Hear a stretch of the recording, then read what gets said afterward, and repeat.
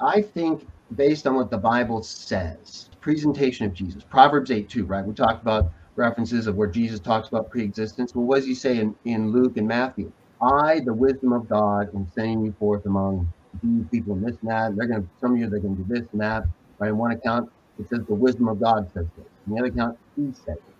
In the Diatasteron, the combined gospel account, basically, of the second or third century, it says it combines those accounts saying and has Jesus saying, I, the wisdom of God, just like Proverbs 8, right? I, wisdom. Not only that, though, you not only have that, in my opinion, direct synoptic gospel identification of Jesus as the wisdom of God, which in the context of their knowledge of Proverbs and the book of wisdom and other wisdom literature, that presented this, I believe, actual personal entity of wisdom, not God's wisdom, right? Because then God wouldn't have had wisdom according to the Greek translation at one point. And even the early church didn't fully embrace a non personal view of that text. But I would say the synoptics also refer to Micah 5 when they give the birth, the nativity accounts. They refer to Micah 5 and the parts of the prophecy that talk about Jesus being born in Bethlehem, which is right in the context, in the very verses where he is said to have been from of old or ancient times, or in the Greek, his activities, right? His goings forth, his high exodoi.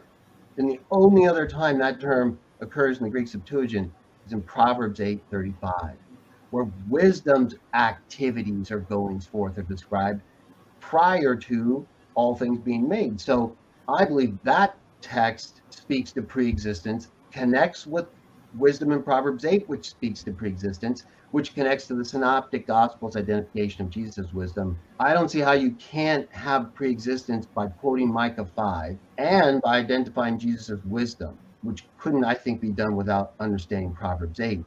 Those texts, right? Proverbs 8 says that wisdom was created, katizo in the Greek, kana in the Hebrew. Kana frequently means create, right? Just like when Eve says, I created a child with the help of Ja'ol, in my view, right? Talking about Cain. Yes, it can mean possessed or by, but again, context. These terms can mean a lot of things, like hypostases, if we get to Hebrews 1:3. But what is being talked about there and then there? So in Genesis, where Eve talks about Cain, clearly we're talking about birth, right? The birthing of Cain, the creation of a child. Well, in Proverbs 8, that's exactly what we're talking about. The beginning of God's way, created as or begotten as the beginning of his way. Both verbs are used, ganao and katizo.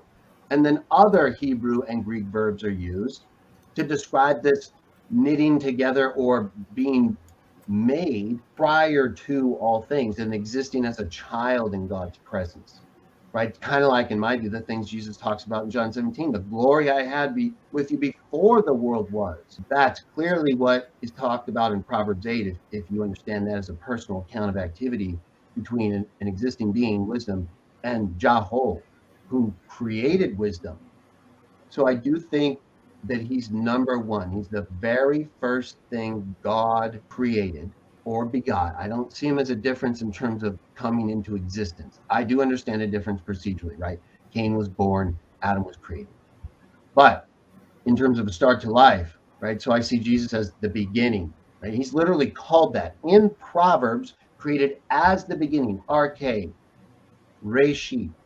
Same thing in Revelation 3, the arche, and I believe that should be beginning, but even if you take, he's still the arche. So this term used in Micah 5 also, after he was made, or her, it's not meant to be a gender thing in metaphysics.